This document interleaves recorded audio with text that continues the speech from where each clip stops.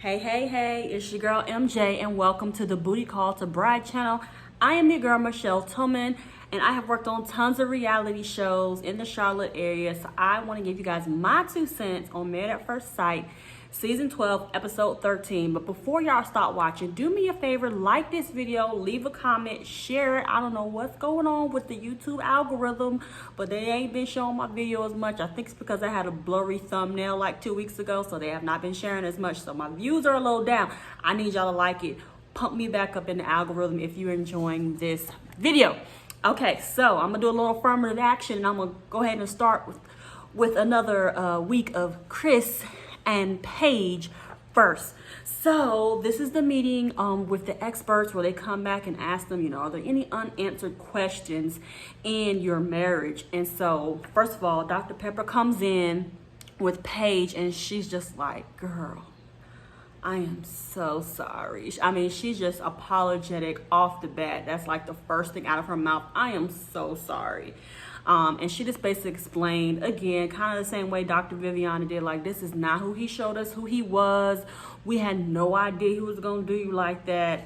And I apologize. And she was just saying, if he wasn't such a narcissist, that maybe he could see how amazing of a woman she is.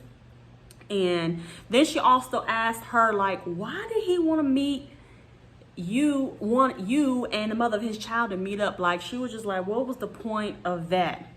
And she was just like, I think the purpose of him doing that was because he just wanted to hurt you. Like, he wanted you to feel like it was over, or for you to feel like less than the woman that you are. And I totally agree with her. Like, there was no reason for them to meet. Nothing was accomplished. And it was just full of drama. And one of the questions that was unanswered that Paige wanted to know, she was like, well, why did you drop everything for our marriage in less than a week? And to me, the only answer is, he just, one, he gave us the reason about, we'll get into that, about him not being that attracted to her face. And then two, like, I never thought he was really fully in it. Like, he still had feelings for his ex, and he should have never done the show if he still had feelings for his ex. Like, it was too recent. So then Pastor Kyle's supposed to be meeting with Chris, and this Negro comes 45 minutes plus late. And when you're on a production schedule, listen, you were like working 12-hour days. So it looked like it was like the evening. So just imagine it's the end of your shift. You think you about to get off, and then he just scrolls in like 45 minutes late, strolls in 45 minutes late. Then, they probably got to pay overtime for the crew. They probably tired. They're ready to go. Pastor Kyle was like, I was about to leave. And, they even had said, cut, it's a wrap. He scrolls in, and I'm just like, okay. He just was asked straight up, what happened? Like, what is it that you did not work out with Paige? Like, what is it? And he basically just goes, it's not attractive. Her face wasn't what I wanted. Like, then he went to this whole spiel. There's all these beautiful queens, black queens, white queens, Latino queens in Atlanta, and this is what you brought me? I mean, I'm in all the Married at First Sight groups, like Facebook, and I'm looking at it on IG and all this, and the bottom line is everyone says, Chris, where does all this confidence come from? Because I don't think you really got money, because you talk about it too much. And two, you are not that cute. Like, who has put it in your head that you get to have this certain caliber of a woman with the way you act, like, and the way you look? Like, I'm so confused about it. And Pastor Kyle just kept trying to say, well, attraction has to be more than physical. And he said, you didn't let the attraction grow in your marriage. He didn't let them grow in love. He said, this was the good part. He said, Pastor Kyle said, this ain't even about you and Paige, because you've been engaged several times and none of them ended in marriage.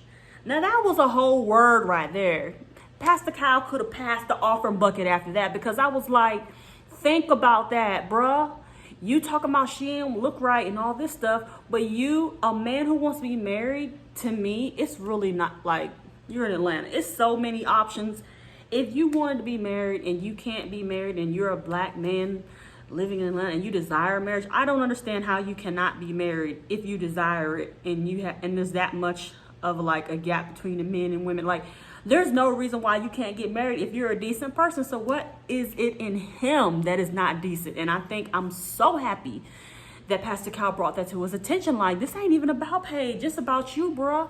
You need to look in yourself and see what you need to change. And he didn't even seem to totally receive or accept that thought process that Pastor Cal was trying to throw at him. So I feel like he's unfixable. Like, he was just like, you know, if I was in a bar at church, I wouldn't go up to her. She wouldn't go up to you either. Like, you would have to go stunt and start talking about money and how you gonna buy houses and cars. Like, I was just like, then he has the nerve to say, well, where's this conversation going? And he says, you know, can you apologize to Paige? And then he just says, no, I can't apologize to her about that. Which is sickening. Like, you can't apologize about not being attracted to someone, but the way you slept with her and used and abused her and tried to do things to intentionally hurt her, to me, just wasn't fair. It wasn't right. So they showed like a little confessional, and she's in her pink outfit, and I'm sorry, the wig in that confessional, it was awful. And she didn't look her best in that, but she's still a cute girl. She had on the red jumpsuit when she was moving out. She was, you know, like boom, boom, pow, working that suit, you know, packing up. And, you know, she said, listen, if this might be my last scene, let me look cute. But she starts talking about, you know, I'm going to be with the guy that God intended for me to be with. And I still believe love is for me in the future. Blah, blah, blah. I hope she's for real and they're really done. Because even Dr. Pepper was like, please be done. So next, Brianna and Vincent. Y'all, I'm so aggravated with Vincent this episode because he was just so not compassionate in so many ways, and I really didn't like it. So anyways, but one of the things that they started talking about was the budget, and Brianna was talking about her braids cost like $350 or $450, and they last a month. So I'm like, you get braids every month that cost almost $500? Is that how much braids cost? Clearly, you know, I'm locked, and sister locks are not necessarily cheap to maintain, but $500 a month or $450 or $350, that's a lot. And she has beautiful hair, so like, I mean, I know you want to get braids every now and then, but good Lord. And then so they were talking about the budget and entertainment, and he was like, what about $200 a month for entertainment, like dates and stuff? And she was like, that's one date. So yes, she's an engineer, and I'm sure she makes great money, but you don't have to spend $200 to have a good date. And she says that later in the episode, but that was only after he like brought it back up to her. So I just think she should appreciate the fact that she has a man who wants to save and budget for the future. And even though he might want to save way more, he's a big saver, she's a big spender.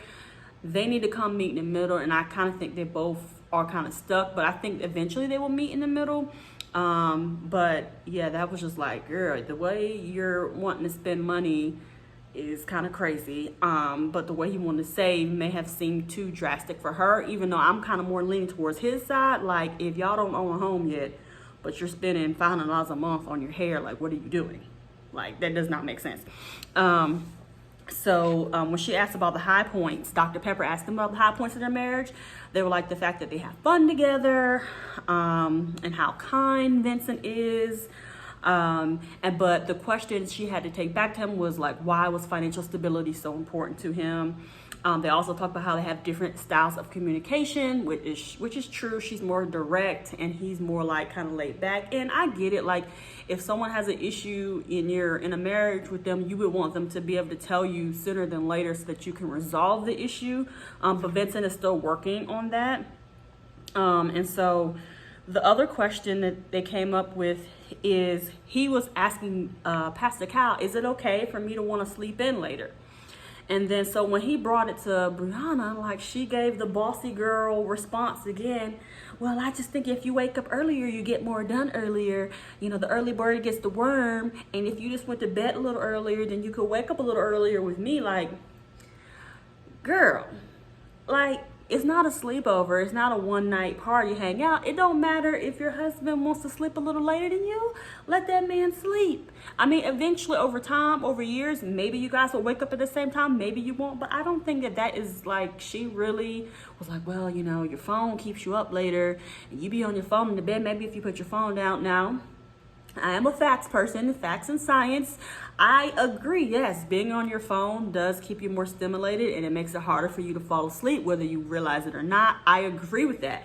But suggesting that he needs to go to bed earlier just to wake up with her, like, unless it's something specific he needs to do at a specific time in the morning, like, I don't agree with that. I mean, maybe because I'm a big sleepyhead too. I like to sleep in when I can, but I just don't like the way she was not willing to even come halfway. Like, okay, well, maybe I don't know what time they're talking. Like, are they talking 7 a.m.? Are they talking 10 a.m.? I don't know. But either way, she didn't seem willing to budge, and she just felt like what she was saying was the only way. And that's not really going to work. Like, to try to make somebody wake up as early as you are just to do what?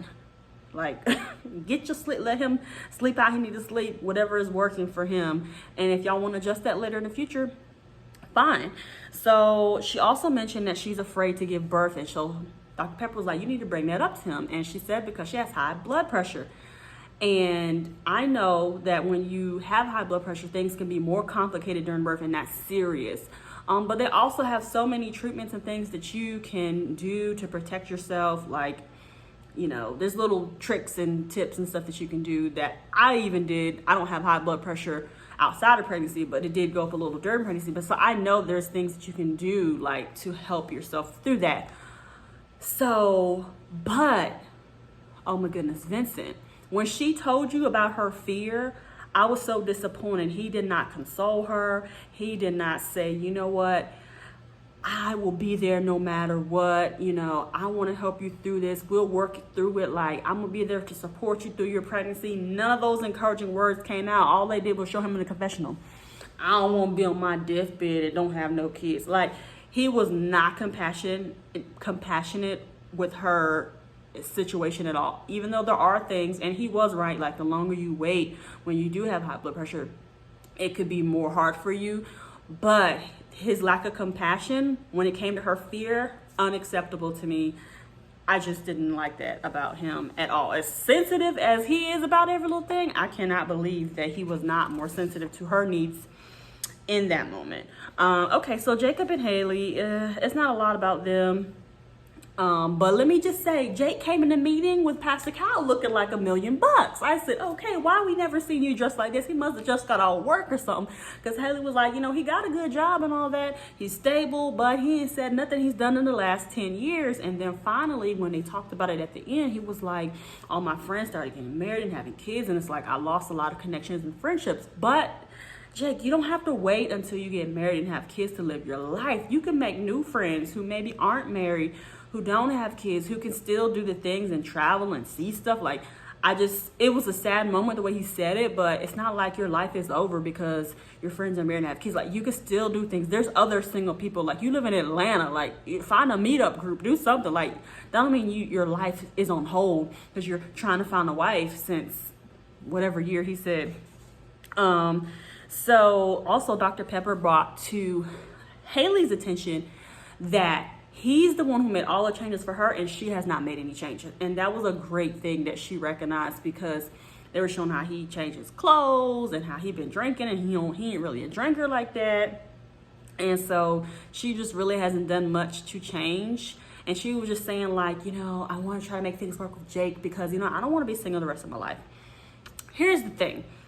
People say that, but you actually don't do actions that show that you don't want to be single anymore. Like, you don't actually go out to meet people. Like, you don't actually put yourself out there on a dating site or whatever. Like, you look closed off, like, whatever. You have not organized your life in a way to where you can meet people. So I just feel like Hailey says she wants marriage. She thinks she wants marriage, but her actions show much different. And there's just a lot of work she's got to do to actually be prepared for marriage. I just don't think she is. And then she asked him, do you genuinely think I'm the person for you? And he said he thinks that she could be if she would try. Maybe that's true. Effort is definitely a requirement. So let's go to Ryan and Clara. He said the highest point of their marriage is that it had a deep connection. And I think one of the things that was great that they brought out this episode is that Pastor Cal and Dr. Pepper both said they trying to make it seem like their marriage is like, oh, perfect, and there's no issues. And there's a problem because there's always issues and stuff you got to work through to make your marriage work. So the main thing with them, to me, is, them saying their relationship is a 10 out of 10, but then, what's her name? I'll call her Hailey. Clara is talking junk about how Ryan don't want to have sex yet to all the girls, but then when you get face to face with him or the experts, you try to like minimize it and act like it's not a big deal. So they challenge her to ask him more questions about that. And so also she brought up the fact that he's never said he loved anyone, and so she was challenged to bring that up, and she asked, and they talked about religion with raising their kids, and she did mention to him that she is sexually frustrated. He seemed to be like, okay, sure. Like, he didn't have any type of compassion even the fact when Dr. Pepper or either Pastor Cal said, you need to ask her about that, he was like, yeah, maybe I should. Hello. I mean, even on the Unfiltered, he acts like he's just like husband of the world. Like, he just thinks he just is really perfect, and he's so delusional with realizing that he seems to not care about how she feels, even though she maybe is not making it seem as urgent and serious as it is about how she feels, especially with the sex. So last but not least, Eric and Virginia. Okay, they said, she was saying to the girl, her sister or friend, well, we don't fight about the small stuff, it's just the big stuff. Okay, that's kind of backwards. And then she was like, well, should I trust him out there with my kids? And Virginia had a real slow response. I was like, had that been me and my kids, and you taking that slow time to respond, I would have been like, go get my kids. Production, stop. Let's go get these kids, because she took too long to say something. You ain't about to have some man that you said you don't trust around my kids. That's just me. That little part just threw me off, because I was like, who gonna let somebody go out with their kids when they don't trust them? Whatever. Okay. So then, after I got past that part, they were talking about kids, and one of the questions, the lingering unanswered questions, which is the theme of this episode, that about having kids, and she has a fear of that. What if she can't have kids, and all this and all that. The response that Eric gave is the response Vincent should have gave. He was like, if you do have trouble, if there is complications, I'm gonna be there for you. I'm not gonna leave you with that. That's what Brianna probably wanted to hear.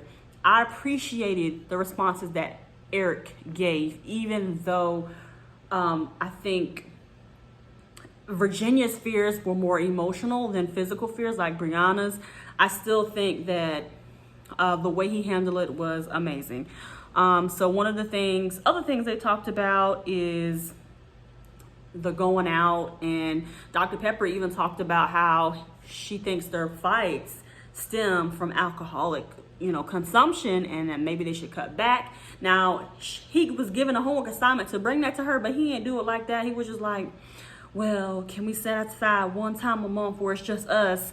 And then she was like, sure, if we plan it. And then he got mad when she was like, well, we need to plan it. And he was like, well, you should be canceling plans with your friends, say, because I got to hang with my husband. I was just like, why she gotta cancel plans? And he was like, but the way my job is set up, I'm just like, wait a minute. Aren't pilot schedules kind of like in stone? Like, if you're a commercial pilot, I'm pretty sure flights are scheduled out months in advance, and like things can happen, but for him to make it seem like it's just not schedulable, if that's a word, does not make sense to me. Maybe I don't understand what a pilot schedule is like, but I just thought that it was weird for him to make it seem like there's no way they could schedule a week in advance. And then I also think it's weird that she thinks that she should go out with her friends every single weekend. Like, he's already gone some of the time. Go out with them then. But whatever. So, and also, let's see. Yeah, I mean, I kind of skipped over some of the things. They talked about how his political views are similar to her dad's and so on and so forth. I just think they have a lot of issues, but I think they're going to try to work it out. That's what I believe. The only people who I don't think will work it out for sure are Hailey and Jacob. Anyone else, I think they have a shot. But Hailey and Jacob, and of course, Chris and Paige, they're not gonna work it out. They might do some stupid stuff, but trying to get another show, but they're not gonna work it out. Let's be for real. He's just a liar, and the truth ain't in him. And that's all I have for today, guys. Thank you so much for watching, and I'll see you next week. Don't forget, like, share, comment, get this in the algorithm again. Love y'all. Bye.